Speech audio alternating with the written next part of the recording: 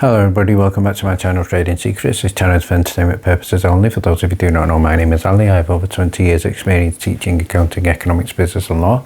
Through this channel I'll be providing some stock analysis and a quick update on the $1 Million Challenge. If anybody's not aware of this is a journey of an investment of $1,000 to a return of $1 million over a period of 3 years using a strategic or compound return investing.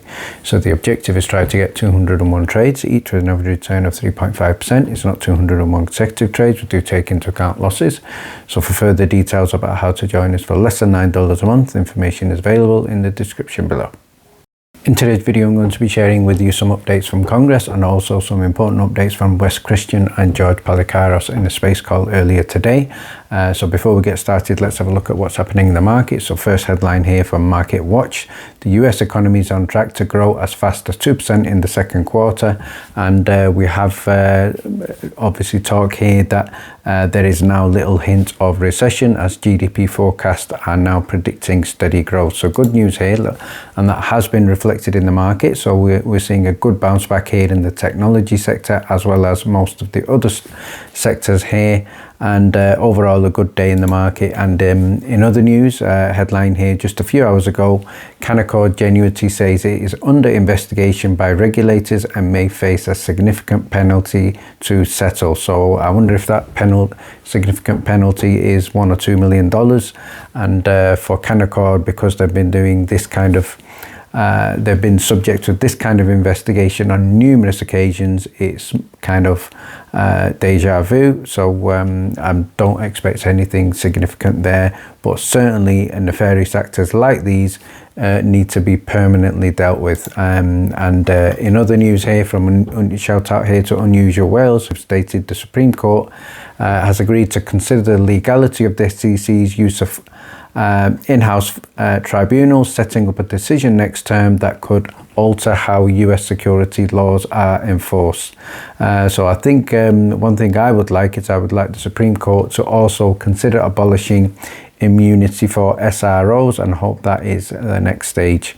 And the next thing I'd like to share with you is, first of all, talking about Apple. Apple today has again reached an all-time high. It has become a $3 trillion company, the first and only $3 trillion company. What I'd now like to do is give a shout out here to a person called Ronald Wayne, who is still alive today. Ronald Wayne is Apple's third co-founder, who sold his entire stock, 10% of the company, for $800 back in 1976. Today, that would be worth approximately $304 billion. So he sold that stock. Here are the signatures. And Ronald Wayne today is still alive. His net worth today is estimated to be about $400,000. So many of you watching this will probably have a net worth higher than Ronald Wayne. I'd like to start by giving a shout out here to John Berger, who's responding to a person by the name of Pisciota, and the tweet here is stating, "I'm not trying to push you at all. I thought you were advocating for the community, which is what I am doing as well. I'm trying to give you ideas and info that I have that might give you some ideas that are beyond my scope." So we are not on the opposite teams, and in his opinion, and also as of now, attorneys are not on contingency. So John Berger and his partners have been paying the bills out of pocket to the tune of $500,000 until such time as a damage model can be fully baked out. So this is good news. John Berger is obviously fighting a legal battle from his side, as well as the ones that we know about: Richard Hoffman, Rosa, Hands of Steel, Alan Hensley, etc. And until such time as the damage model can be fully baked out for the good of all MMTLP shareholders. So he's not going to give up. There are about 4 or 5 different potential claims as we've looked at, and MMAT is now more active and things should move quicker. And I think the reason why things should move quicker is because MMAT also is crucial to what happened to MMTLP.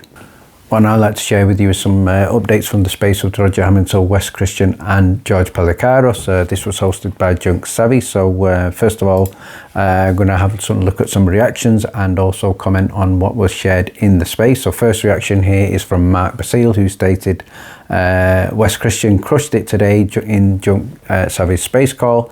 Like he always said, evidence based on court or regulatory action, rulings and judgment is the best evidence of short selling, and short selling does exist, unlike some people are saying to the contrary, and has existed for a long time. Wes is the first and current lead in the fight for retail, so great response there. And the other thing I'd like to share with you, a response from Go Beyond, who stated, Justin, Wes Christian is in contact with Congress about undisclosed tickers and also featuring MMAT, MMTLP, GNS, GTII and also FNGR. In other reactions from there, what I can say is in terms of the space, Wes did indicate that in terms of MMTLP, the information he's trying to get, he is being blocked. There does seem to be some resistance there. So George Palikaros did also enter into the space. He did offer some encouragement and positive insights there, as well as his support for the fight and confirmation that MMAT is also now part of it. In terms of a question about what Wes was referring to in an earlier video with regard to inverted commas the mother load, and that was he was referring to the tickers MMTLP, MMAT, TRCH. So again, that's a great insight there for many of the people who did ask these kind of questions.